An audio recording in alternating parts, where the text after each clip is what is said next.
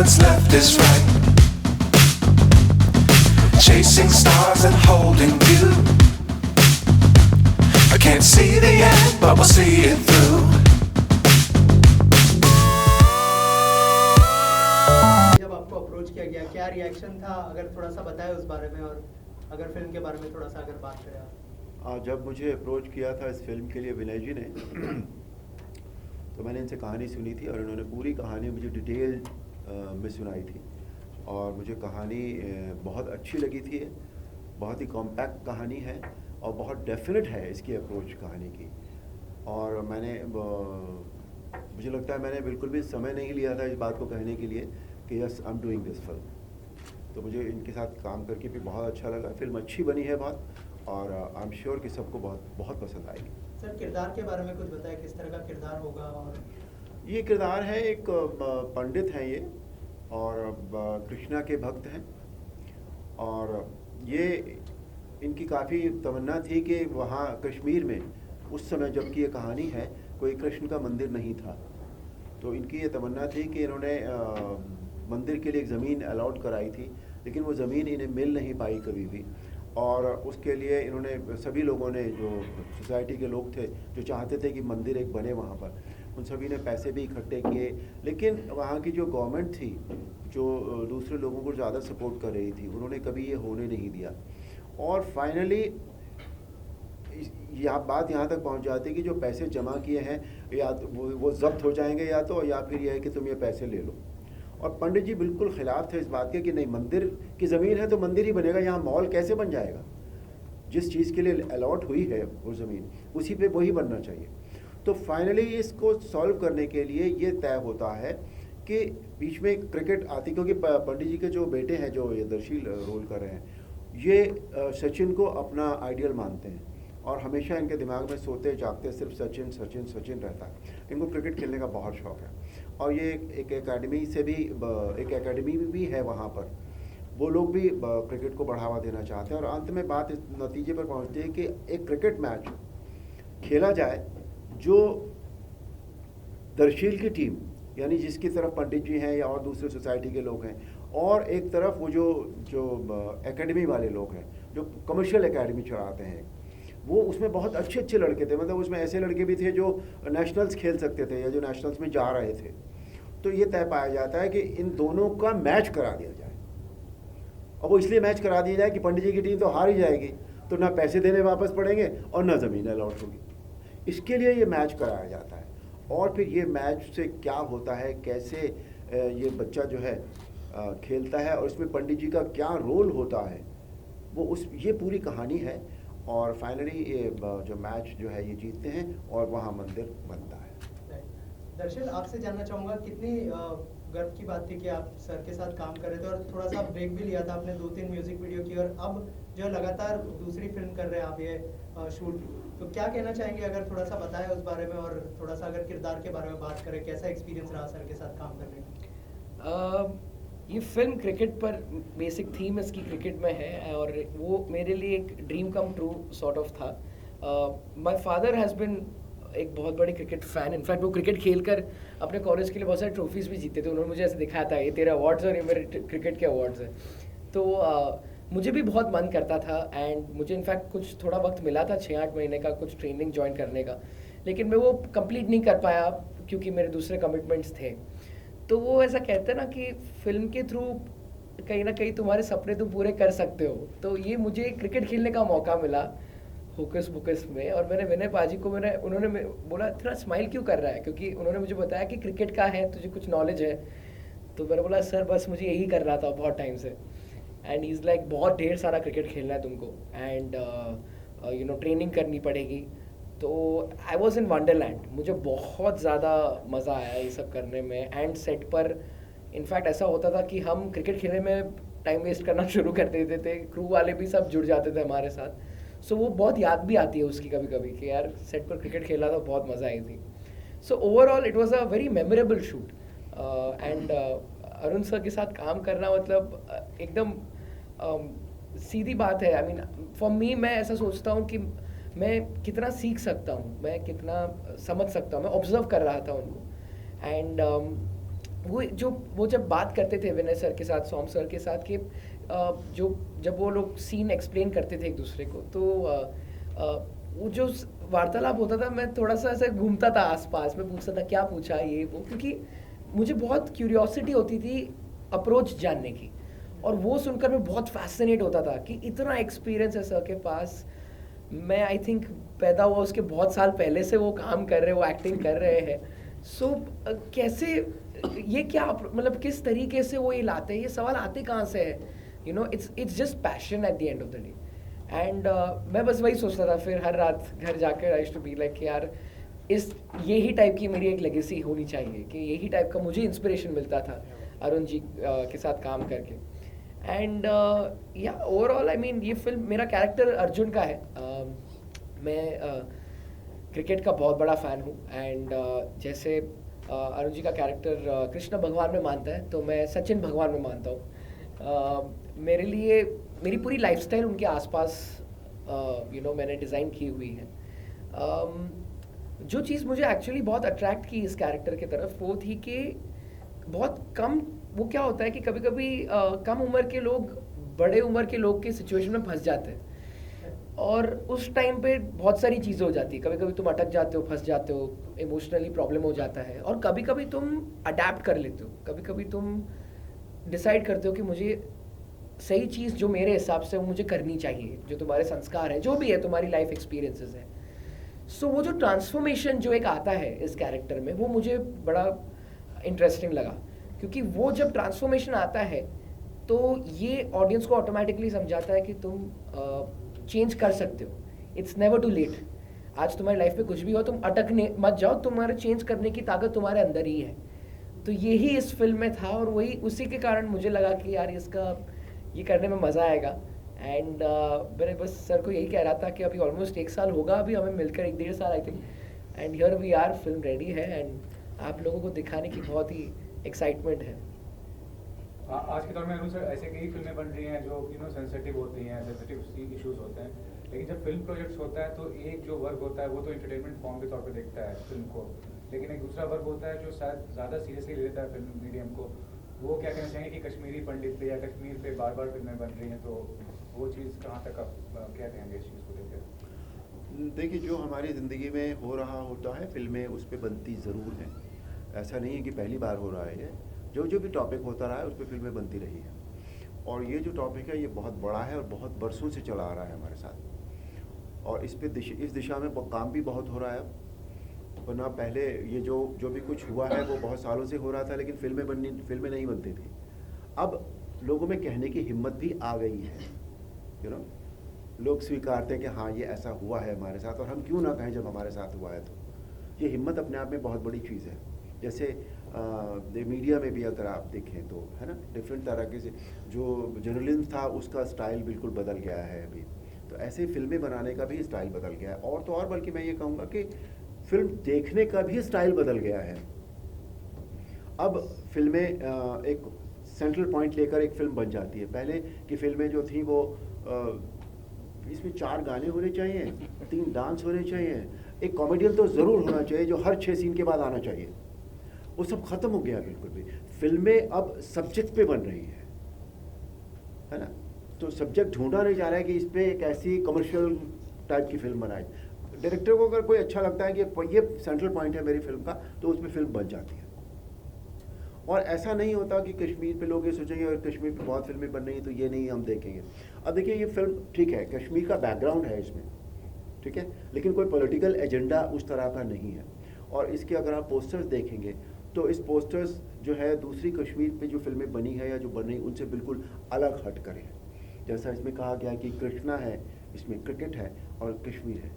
तो इस तरह की फिल्म कश्मीर पर पहली बार बनी है जो इतनी ज़्यादा इमोशनल है, जिसमें पॉलिटिकल एजेंडा नहीं है, जिसमें कोई धर्म की बात नहीं कही गई, कोई मारकाट की बात नहीं की गई है।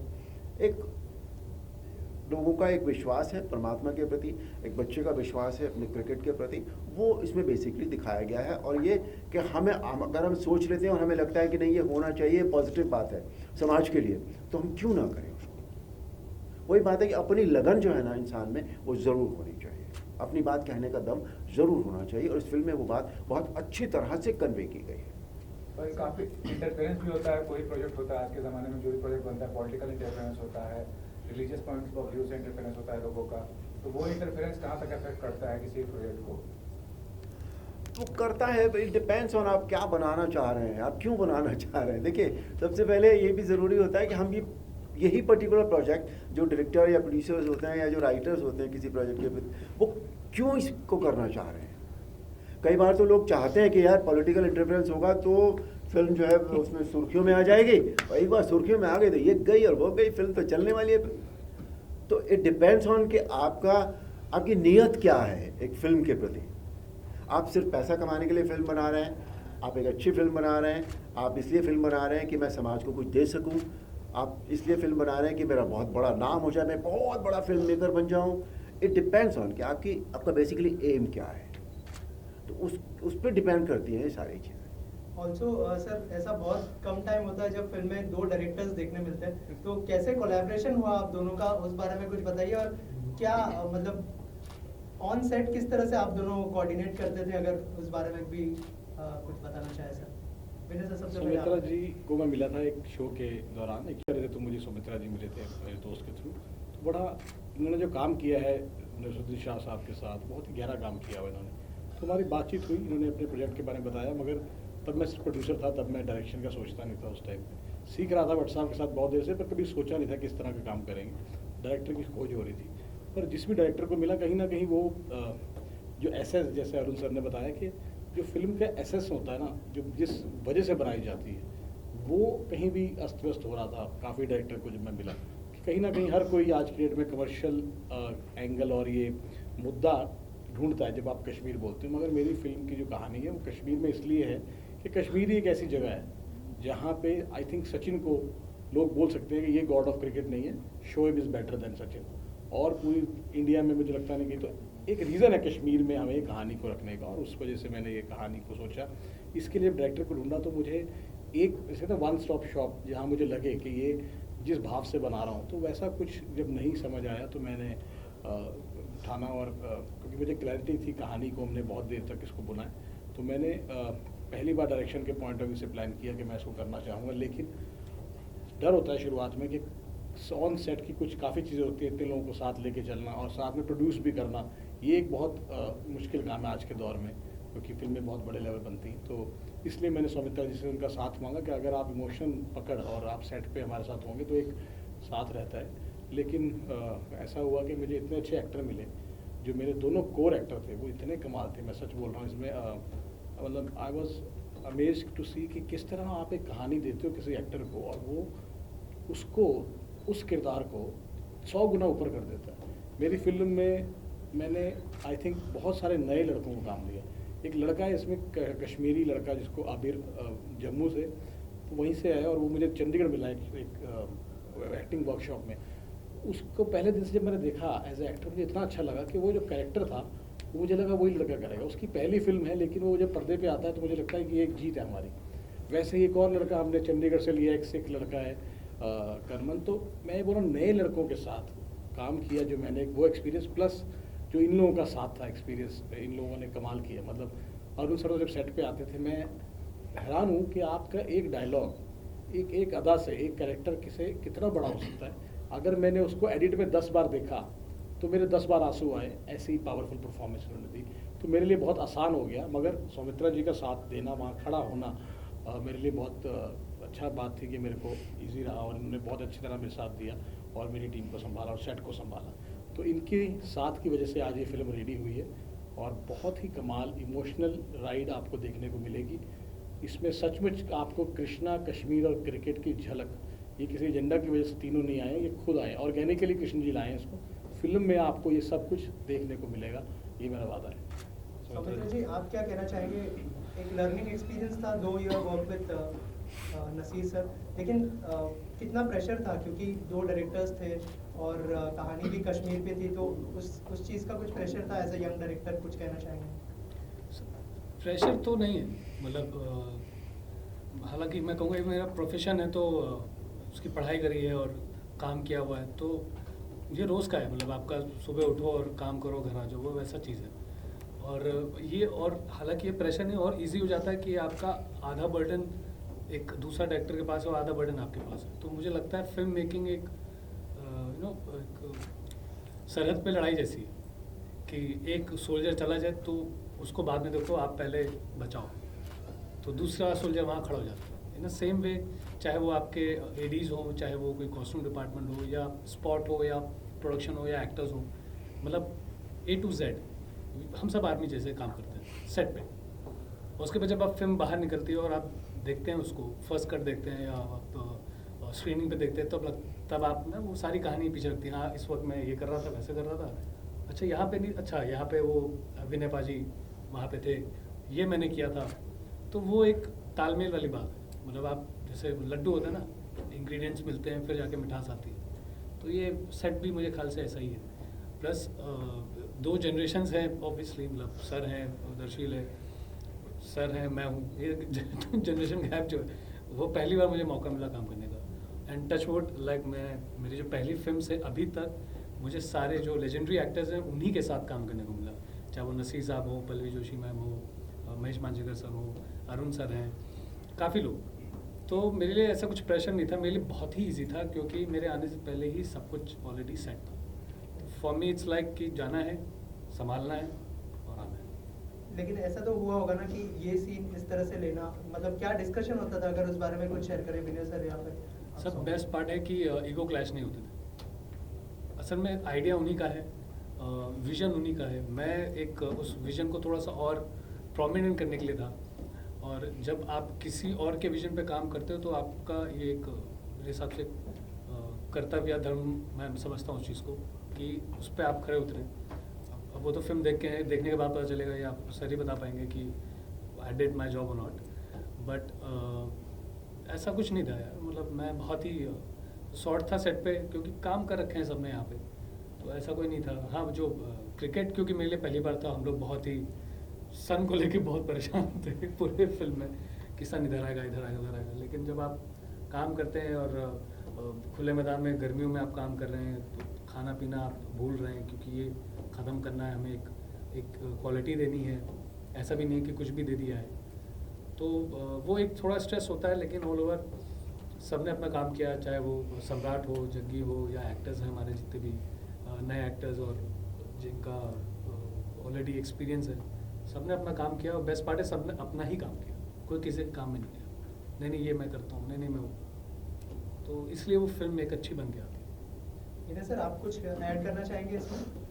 बस वही कहना चाह रहा हूँ कि ये बहुत लोगों की कोशिश है इस फिल्म को यहाँ तक जो लेके आए हैं। बहुत सारे न्यू कमर हैं इस फिल्म में, और चाहे वो मेकिंग में हो, चाहे वो एक्टर हों, और हमारे पास बहुत ही कमाल के किरदार इन्होंने जो निभाए, इनके लिए हमारे मेन ट्रेन का जो मेन इंजन है वो ये लोग हैं। इनकी परफॉर्मेंस, मुझे तो ऐसा लगता है कि जब मैंने दर्शील और अनु सर के कई सीन देखे ना, तो मुझे ऐसा लगता है कि जैसे सर ने मुझे भी बताया कि 18 साल के लिए इवेंट मतलब स्पिरिचुअली भी, he is such a fine actor. मैं हैरान हूँ, मतलब अभी तक आई बिलीव के व्हाट आई हैव सीन, जो आप लोग कल से देखेंगे, the acknowledgement which he deserves as a actor, I believe कि इस फिल्म से सबको समझ आएगी। अगर एक नया डायरेक्टर अरुण सर से ऐसा काम करा सकता है, तो मुझे लगता है कि सम रिनाउंड एक्टर जिनको लगता है कि वो बहुत अच्छा काम करते हैं, उनको सोचना पड़ेगा। क्योंकि मैं इतना कंफर्टेबल था और इतने अच्छे शॉट्स मैंने देखे कि I am so much thankful. और आप सबको ये फिल्म देखनी चाहिए, फैमिली के लिए और हम सब की कोशिश के लिए। एक सच्ची बात लेके आ रहे हैं, कोई एजेंडा के साथ नहीं आ रहे, कि विश्वास के साथ अब आप चलते रहो। कोई चाहे सचिन के साथ विश्वास रखता है, कोई कृष्ण के साथ। आखिर में जो सही रास्ता है वो कैसे मिलता है, कैसे सारे एंगल्स मिलके एक जगह आ जाते हैं, मंदिर कैसे बनता है, इस पूरी कहानी को देखने के लिए कल से आप थिएटर में जाइए। बहुत ही लिमिटेड रिलीज़ है, पीवीआर ने इसको डिस्ट्रीब्यूट किया है, पूरे इंडिया में इसकी रिलीज़ है। आप इसको देखिए और इसको शेयर कीजिए। ये मे बी मार्केटिंग वाइज इतना ग्लिटर आपको नहीं लिखेगा, लेकिन कंटेंट वाइज आज की डेट में कोई भी बड़ी फिल्म हो, आई एम श्योर कि will stand at par much bigger than that. ये मेरा आप लोगों से वादा है। आखिर में जो है अरुण सर एंड दर्शिल, आप क्या मैसेज देना चाहेंगे ऑडियंस को? क्या कहना चाहेंगे सर ऑडियंस को? आप दीजिए। आई थिंक आप जब कोई फिल्म देखने जाते हो और आपको अगर वो पसंद आती है, वो आपकी फैमिली के साथ आप जुड़ना, आप वो एक्सपीरियंस करना चाहते हो, वो एक अच्छा क्वालिटी टाइम साथ में स्पेंड करने का मौका मिल जाता है। And I feel and when the film also has वो एलिमेंट्स जब होते फैमिली वाले, जैसे आपने अभी तक सुना होगा ओवरऑल कि ये फिल्म में सबके लिए सब कुछ कहीं ना कहीं है, यू नो रिलेशंस के बारे में, कहाँ हम जुड़ते हैं और कहाँ हम क्या करते हैं जुड़ने के बाद. You know like Vinay sir said recently कि कैसे करंटली सिनेरियो ऐसा हो गया है कि सब जुड़ नहीं रहे हैं अभी, वो दरारें आ रही है हर जगह वगैरह पे ध्यान दिया जा रहा है. इस फिल्म में हम एक यूनिटी सॉर्ट ऑफ दिखाने की कोशिश कर रहे हैं. इसमें जो एक हमारे एक sort of negative character play कर रहे हैं सज्जाद दिलफरूज सर, जो एक एमएलए का कैरेक्टर प्ले कर रहे हैं, लेकिन वो भी आउटराइट विलन नहीं है, उनका भी कोई एक रीज़न है उसके पीछे. तो कैसे रियल लाइफ में सबका होता है कि तुमने अगर कुछ कर लिया लेकिन इसके कारण एक गलत इंसान बन गया, वो ऐसा नहीं होता है. वो एक सिचुएशन है, एक डिसीजन तुमने लिया और उसके बाद भी टाइम है तुम्हारे पास, तुम उसको भी और सुधार सकते हो. तो वो एक इम्प्रूवमेंट इंस्पायर करने के लिए हमने इस फिल्म को बनाया है. And I feel that specifically when you go with your family, specially with your father, अगर आप अपने पिताजी के साथ एक फिल्म देखने जाते हो तो आपको बहुत मज़ा आएगा, क्योंकि इसमें पहले से होता है कि you know you idolise your father जब आप छोटे होते हो और फिर थोड़ा ऐसे रिबेलियस बन जाते हैं कि थोड़े अलग अलग पेजेस पे होते हैं, क्योंकि जैसे बताया इनका फेथ अलग है, मेरा फेथ अलग है इस फिल्म में, तो थोड़ी दरारें आती है, लेकिन फिर फॉर द ग्रेटर गुड जुड़ जाना, वो छोटी एज में आपको वो समझ आ जाता है कि यार एक फादर की एक्सपेक्टेशन होती है कि यार मेरा बेटा मुझे समझे, और एक बेटे की एक्सपेक्टेशन होती है एक फादर को सबका के सपोर्ट के लिए. तो वो उसको बहुत प्यार से विनय सर और सोम सर ने दिखाया इस फिल्म में. सो आई थिंक आइडियली ये बिल्कुल आप अपने पूरे फैमिली के साथ देख सकते हो. इसमें कोई ऐसे, बिकॉज इट्स कश्मीर तो लोगों को डर रहता है कि यार इसमें वो वायलेंस वगैरह या ये सब डाल दिया रहेगा, तो वो सब तो नहीं है ज़रा भी, एक सेकंड का भी ऐसा कुछ नहीं है. It's all pure love and pure passion. Cricket है हमारे यहाँ पर, वर्ल्ड कप की हवा है, तो आपको भी कहीं ना कहीं एक रिलेट होगा. So I think it will be a good experience अगर आप जाते हो, और अगर आपको पसंद आती है आप प्लीज़ शेयर कीजिए सबके साथ. अरुण सर, आप कुछ कहना चाहेंगे ऑडियंस से? एक ऐसी फिल्म है जिसे हम अपने पूरे परिवार के साथ देख सकते हैं और एंजॉय कर सकते हैं. सबके लिए इसमें सब कुछ है, क्योंकि परिवार में कई लोग होते हैं, सबके मिजाज अलग अलग होते हैं, उनकी पसंद भी अलग अलग होती है. जैसे न्यूज़ के बारे में ही होता है कि कुछ सेलिब्रिटी न्यूज़ सुनना पसंद करते हैं, कुछ पॉलिटिकल न्यूज़ सुनना पसंद करते हैं, कुछ क्राइम न्यूज़ सुनना पसंद करते हैं. तो इस फिल्म में ओवरऑल परिवार के लिए, परिवार के साथ बैठकर आप आराम से ये फिल्म देख सकते हैं. अदरवाइज़ बड़ा मुश्किल हो जाता है आजकल, पूरे परिवार के साथ आप फिल्में नहीं देख पाते. पहली बात तो ये बहुत अच्छी फिल्म है, बड़ी सधी हुई फिल्म है.